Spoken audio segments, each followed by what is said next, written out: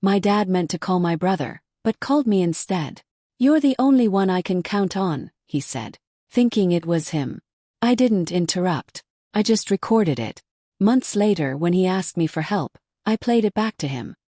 He thought he was talking to my brother. He had no idea it was me. My name is Darlene. And one phone call, 11 minutes and 43 seconds long, changed the way I see my entire family forever. I still have the recording. But before you can understand why that recording matters, you need to understand who my dad is. His name is Gerald. 63 years old, retired electrician, big handshake, bigger opinions. The kind of man who walks into a room and immediately starts talking about himself. And somehow everyone just lets him. My mom Carolyn spent 26 years letting him. My brother Travis never had to because Travis was the one Gerald talked about. Proudly, constantly, like Travis was some trophy he'd built with his bare hands. And me. I was just there. Do you know what it feels like to grow up in a house where you're present but somehow still invisible? I had decent grades, stayed out of trouble, held down jobs since I was 16. And somehow that was just expected. Meanwhile, Travis dropping out of community college got met with, "That boy's still figuring things out. He's got potential." I used to joke about it with my best friend Marlene. Girl, I could cure a disease and my dad would ask if Travis helped. We'd laugh. But it stung every single time. By 29, I'd made a quiet peace with it. Not the healthy kind, just the kind where you stop expecting things so you stop getting hurt. I had my own apartment in Columbus. A decent job in healthcare administration. A cat named Biscuit who loved me unconditionally, which, honestly, I apparently needed to get from a cat. Travis was 32, still borrowing money from our parents, still figuring things out. Still somehow the golden child. And Gerald worshipped that boy regardless. I had accepted it. I really had. Until the Tuesday in October when my dad called me by accident. I was sitting at my kitchen table after work. Tired. Eating leftover pasta. My phone buzzed, Dad on the screen, and I almost didn't answer. Our calls were always short and a little awkward anyway. But I picked up. "Travis," he said, loud, happy, using a voice I honestly didn't recognize, because he'd never used it with me. He thought he'd called my brother. Something in me just went quiet. I didn't correct him. I held the phone and listened. And what came next, I want you to think about whether you would have interrupted. Because once you hear it, you'll understand why I didn't. He talked for almost 12 minutes. He explained he'd hired a contractor to redo the back deck. The guy took half the money and vanished. And now he needed $4,000 before winter or the whole structure would be a problem. Then he said it. "You're the only one I can count on, son. Darlene tries, but she's just not built like you are." Put my fork down. He kept going. Said Travis understood people. Said he'd always known Travis would be the one to come through. And then the part that really got me. "Don't tell your sister I asked you. You know how she gets." How she gets. I didn't cry. I just sat there very still and hit record on my voice memo app. Better late than never. When he finally paused and said, "So can you help me out, son?" I took one breath and said very quietly, "Dad, it's Darlene." The silence that followed was the loudest thing I've ever heard. He stumbled through a 45-second apology that explained nothing. Said he hit the wrong contact. Said he didn't mean it the way it sounded. Said, "You know I love you, Darlene." I said, "I know, Dad. Don't worry about it." And I hung up. Sat with Biscuit in my lap for an hour. Just thinking, she's not built like you are. A lifetime of suspicion. Confirmed in one accidental phone call. So here's what I want to ask you honestly. Would you have said something right then? Or would you have stayed quiet like I did? Because what I did next was not exactly the mature choice. But it was mine. And very soon, Travis is going to get a phone call of his own. And his reaction told me everything I needed to know about where this family really stood. I want to be honest with you. I didn't call Travis that same night. I needed a few days. Not because I was scared, but because I wanted to be clear-headed when I did it. I didn't want to call him angry and emotional and give him the satisfaction of seeing me fall apart over something he'd probably just shrug off anyway. That's Travis in a nutshell, by the way. Nothing ever really lands with him. He's got this effortless way of making you feel dramatic for having a normal human reaction to something genuinely hurtful. Growing up, he perfected it. I'd get upset about something and he'd just look at me like, "Why are you being so sensitive?" And somehow I'd end up apologizing. Not this time. I called him on a Thursday evening. Kept my voice completely neutral. Hey, did Dad reach out to you recently about money? Was, yeah, actually. Why? Just curious, I said. Did you help him? Another pause, longer this time. I mean, I told him I'd see what I could do. Why are you asking, Darlene? And there it was. He hadn't actually done anything yet. $4,000 and all that. You're the only one I can count on, energy. And Travis hadn't even committed to helping. I almost laughed. No reason, I said. Just checking in. I hung up and sat there thinking. Does that surprise you? Because it surprised me even though it absolutely should not have. Here's where my cousin Rita enters the picture. Rita is my dad's sister's daughter, 2 years older than me, and the only person in the extended family who has always, without fail, called things exactly as she sees them. She's got this very specific personality where she'll say something brutal and then immediately offer you a snack, like the snack cancels out the truth she just hit you with. I drove to her place that Saturday and told her everything. The accidental call, the recording, what Gerald said, the whole thing. She listened without interrupting, which, if you know Rita, is basically a miracle. Then she said, Darlene, he has been doing this your entire life and you are only now recording it. I said, thank you, Rita, that's very helpful. She handed me a bowl of pretzels. But then she got serious. She told me something I hadn't known, that a few months earlier, at a family cookout I hadn't attended, Gerald had told her husband Warren that he was planning to eventually leave the house to Travis. Not split between us. Just Travis. Because, and I quote through Rita, Travis will need it more. I stared at her. You're just telling me this now? I shrugged. I thought you knew. I thought everyone knew. I did not know. And I want to ask you something. When you find out something like that secondhand, from a cookout you weren't even at, how do you even begin to process it? I drove home that night with a very specific kind of quiet anger. Not explosive. Not dramatic.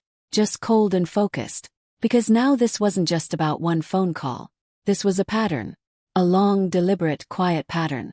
And I had been walking around pretending it didn't exist because facing it felt like too much. I want to be clear about something. I don't think Gerald is a monster.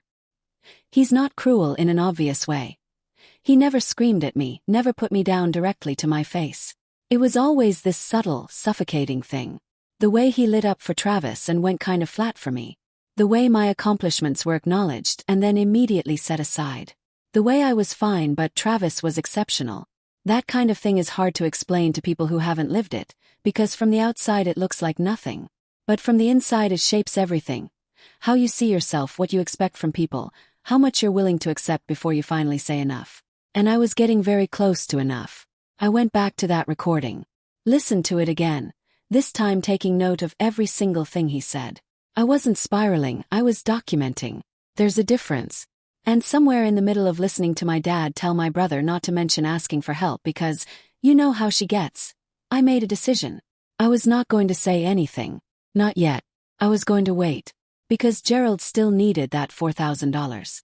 Travis had not come through. And winter was coming fast. I think you already know where this is going. But trust me, the way it actually played out is not what you're expecting. The call I got 2 months later stopped me completely in my tracks.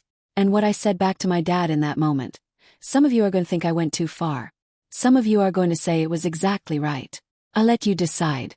The call came on a Wednesday morning in December.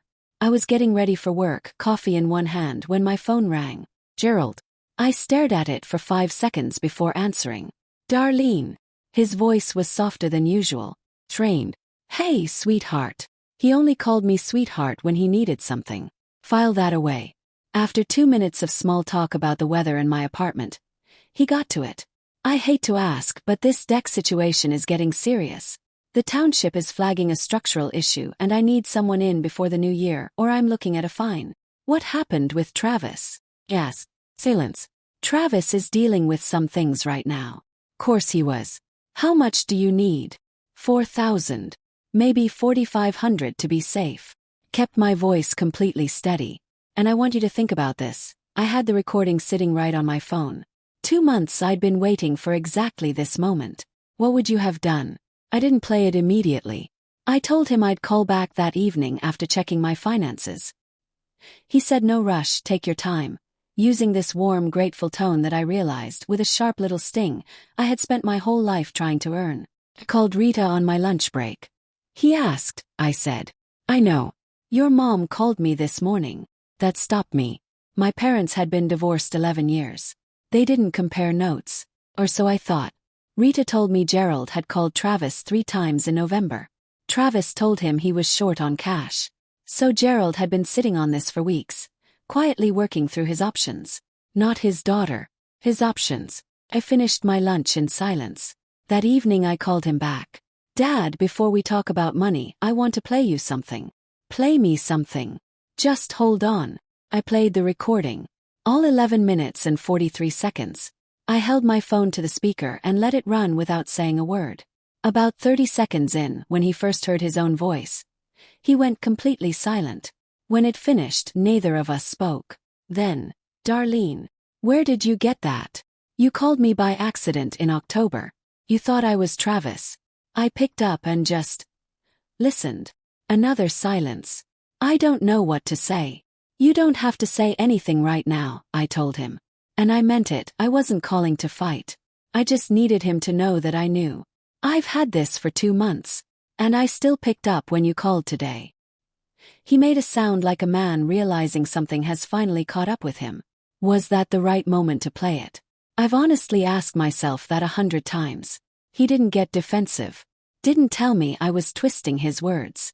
Gerald, whatever his faults, won't lie to your face when he's been caught clean. I owe you a real apology, he said. Not the one I gave you in October. Yeah, you do. Can I come see you? My instinct was to say no. To make him wait the way I'd waited my whole life for basic acknowledgement. But something my mom said to me when I was 15 came back out of nowhere. I was upset about something Gerald had done and she sat on the edge of my bed and said, "Your father loves you. He just doesn't know how to show it equally. That's his failure, not yours. Don't let his failure become yours too." I hadn't thought about that in years. Yeah, I told him. You can come. I hung up and sat with Biscuit for a long time. Something had shifted. Not resolution exactly, but something loosening. Like a knot I'd been carrying so long I'd forgotten it was there. But one conversation wasn't going to fix 29 years. And there was still the matter of Travis, who had quietly let our dad down while Gerald spent years building him up to everyone who'd listen. That part wasn't finished. Because what Travis did when he found out about that recording, neither Gerald nor I saw it coming. Gerald showed up Saturday with a bakery box and the energy of a man who had rehearsed his apology in the car. I could tell because he started talking almost before I'd opened the door. I made coffee, we sat at my kitchen table, and he said everything he'd clearly been organizing in his head since Wednesday. He talked about his own father, my grandfather Roy, who apparently operated the same way. One son favored everyone else background noise. Gerald said he'd always told himself he wouldn't repeat it. And then just did. Without letting himself notice. When he finished he looked at me and said, "I don't have an excuse, Darlene. Just an explanation. And I know that's not the same thing." I appreciated that distinction more than I expected to. I told him I didn't need him to be perfect. I just needed him to actually see me. Not as the reliable one who handles things quietly while Travis gets the applause. He nodded. Then said something that caught me completely off guard. "Travis called me last week. Said you had a recording and were trying to cause problems in the family." I stared at him.